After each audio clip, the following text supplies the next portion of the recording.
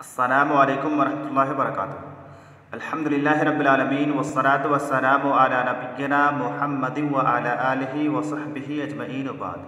तलबा-ए अज़ीज़, माक़ूद अलैह की 6 शर्तों में से तीसरी शर्त है अस्सालिस अन यकूनल मुतसर्रफ़ु फ़ीहि ममलूकन लित्तआक़ुदी, के मुतसर्रफ़ फ़ीह अक़्द करने वाले की मिल्कियत में हो।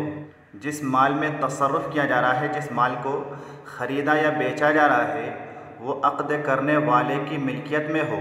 औ मअज़ूनन फ़ीह, या मुतसर्रफ़ फ़ीह मअज़ून हो, यानी जिस माल में तसर्रुफ़ किया जा रहा है, जिस माल को ख़रीदा या बेचा जा रहा है, उसमें अक़्द करने की इजाज़त हासिल हो। मिन जिहतिल मालिक, किसकी तरफ से इजाज़त हासिल हो? जो उस माल का असल मालिक है, उस माल के मालिक की तरफ से उस माल को बेचने या उस माल के ज़रिए दूसरे सामान को ख़रीदने की इजाज़त हासिल हो। फ़इन वक़अल बैउ अविश्शिराउ क़ब्ल इज़्निही, बस अगर बैउ शिरा वाक़ हो जाए, ख़रीदो फ़रोख्त वाक़ हो जाए, क़ब्ल इज़्निही, उस माल के मालिक की इजाज़त से पहले ही, यानी उस माल के मालिक ने इजाज़त नहीं दी है, लेकिन अगर उसकी इजाज़त मिलने से पहले ही उस माल को अगर बेच दिया जाए या उस माल के ज़रिए, उस सामान के ज़रिए कोई और चीज़ ख़रीद ली जाए, तो ऐसी सूरत में कह रहे हैं कि फ़इन्न हादा युअतबरु मिन तसर्रुफ़ातिल फ़ुज़ूली, तो ऐसी सूरत में इस चीज़ का एतबार होगा मिन तसर्रुफ़ातिल फ़ुज़ूली, तसर्रुफ़ात फ़ुज़ूली में से, फ़ुज़ूली तसर्रुफ़ात में से। यानी माक़ूद अलैह की तीसरी शर्त ये है कि वो माल अक़्द करने वाले की मिल्कियत में हो, उस माल का मालिक अक़्द करने वाला हो, और अगर अक़्द करने वाला उस माल का मालिक ना हो तो कम अज़ कम उस माल के मालिक की तरफ से उसको अक़्द करने की इजाज़त हासिल हो, यानी ख़रीदने या बेचने की इजाज़त हासिल हो। लेकिन अगर उस मुतसर्रफ़ी को, उस माल को उसके असल मालिक की इजाज़त मिलने से पहले ही बेच दिया जाए या ख़रीदा जाए, तो ऐसी सूरत में इस चीज़ को तसर्रुफ़ात फ़ुज़ूली में से शुमार किया जाता है, तसर्रुफ़ात फ़ुज़ूली कहा जाता है। उसके बाद आगे बैउल फ़ुज़ूली की तारीफ़ बताई जा रही है कि बैउल फ़ुज़ूली किसे कहा जाता है, बैउल फ़ुज़ूली की तारीफ़ क्या है। वल फ़ुज़ूलिय्यु, और फ़ुज़ूली कहा जाता है, बैउल फ़ुज़ूली कहा जाता है, हुवल्लज़ी यअक़िदु लिग़ैरिही दून इज़्निही, ऐसे बै को जिसमें बाए अक़्द करता है, लिग़ैरिही, दूसरे के सामान को, दून इज़्निही, उसकी इजाज़त के बग़ैर, यानी बेचने वाला दूसरे के सामान को उसकी इजाज़त के बग़ैर ही बेच देता है। कअन यबीअ ज़ौजु, मिसाल के तौर से शोहर बेच दे, मा तमलिकुहु ज़ौजतु, ऐसे सामान को जो कि बीवी की मिल्कियत में हो, दून इज़्निहा, उसकी इजाज़त के बग़ैर, बीवी के सामान को शोहर उसकी इजाज़त लिए बग़ैर बेच दे। औ यश्तरी लहा, या उसके लिए ख़रीदे, मुल्कन, ये कलेमा यानी मुल्कन मीम के ज़म्मा और मीम के कसरा दोनों के साथ इस्तेमाल होता है, यानी मुल्कन भी इस्तेमाल होता है और मिल्कन भी इस्तेमाल होता है। इसका माना है काबिल तसर्रुफ़, ममलूका शै।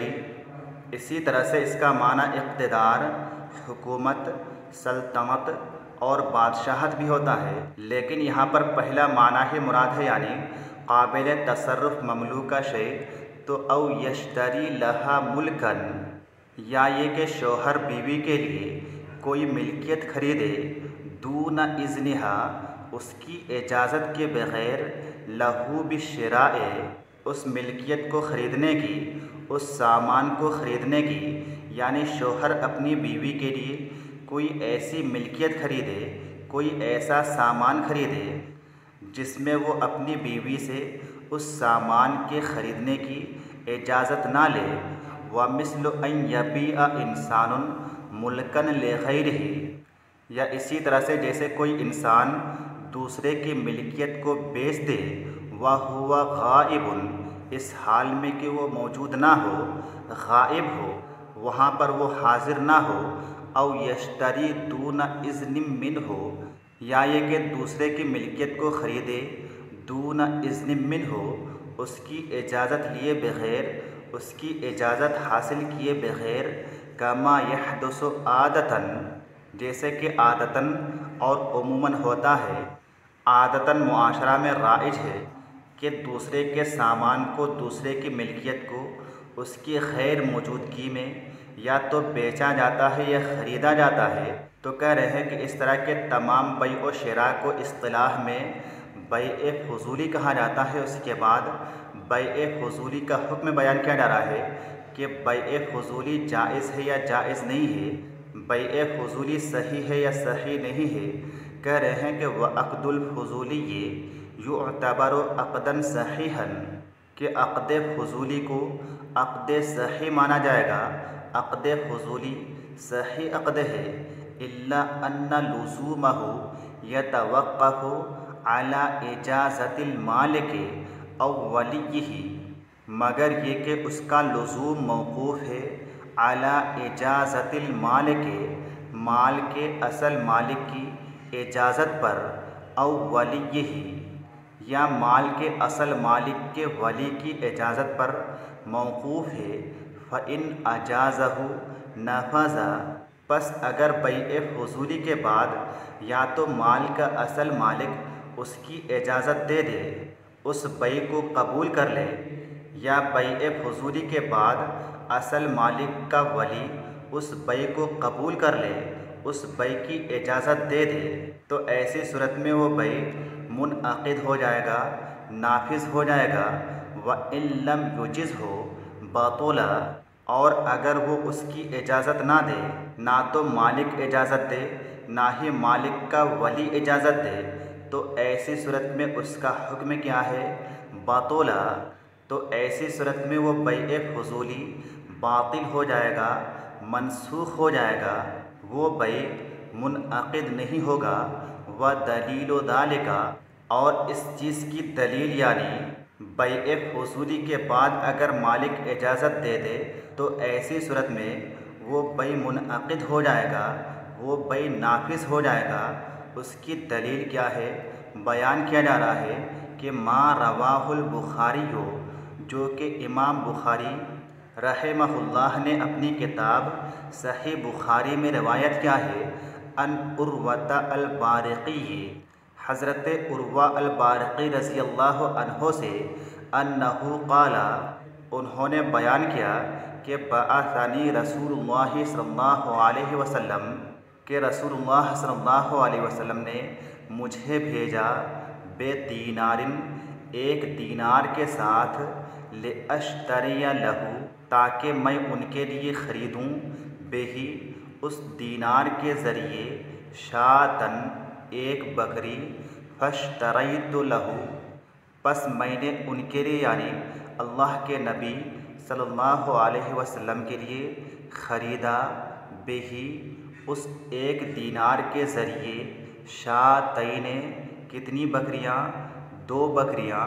ऐसे तो अल्लाह के नबी सल्लल्लाहु अलैहि वसल्लम ने एक दीनार के ज़रिए एक बकरी ख़रीदने के लिए भेजा था, लेकिन उन्होंने एक दीनार के ज़रिए 2 बकरियाँ ख़रीदी।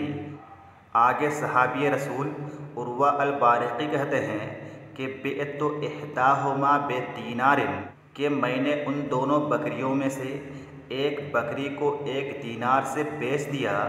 वजिअतुहु बेदीनारिन व शातिन, और मैं अल्लाह के नबी सल्लल्लाहु अलैहि वसल्लम के पास लाया, बेदीनारिन, 1 दीनार, व शातिन, और 1 बकरी। 1 दीनार लेकर के गया था, 1 दीनार लेकर के वापस भी आया, और साथ ही 1 बकरी भी लाई। फ़क़ाल ली, तो अल्लाह के नबी सल्लल्लाहु अलैहि वसल्लम ने मुझसे कहा, बारकल्लाहु फ़ी सफ़क़त यमीनिका, अल्लाह ताला तुम्हारे दाएँ हाथ के सौदा में बरकत अता फरमाए, बरकत दे। तो इस रिवायत से इसी तरह से आगे अबू दाऊद और तिर्मिज़ी शरीफ की रवायत है। दोनों अहादीस से मालूम होता है कि बैए फ़ुज़ूली क्या है, जायज़ और दुरुस्त है, जबकि उसकी इजाज़त बाद में उसके मालिक की तरफ से हासिल हो जाए। क्योंकि उर्वा अल-बारिक़ी रज़ियल्लाहु अन्हु ने 1 दीनार से 2 बकरियां खरीदने के बाद उनमें से एक बकरी को अल्लाह के नबी सल्लल्लाहु अलैहि वसल्लम की तरफ से इजाज़त मिलने से पहले ही बेच दिया था और बाद में आपने इस बै को कबूल फरमाया। आपने इस बै की इजाज़त दी। मज़ीद ये कि आपने उनको कुछ कहा भी नहीं कि मेरी इजाज़त के बग़ैर आपने उस बकरी को क्यों फ़रोख्त किया, क्यों बेचा, जिससे मालूम हुआ कि बैए फ़ुज़ूली जायज़ है, जबकि मालिक उस चीज़ को बाद में कबूल करे, उस चीज़ की इजाज़त दे। तो आज के लिए बस इतना ही। अस्सलामु अलैकुम वरहमतुल्लाहि व बरकातुहू।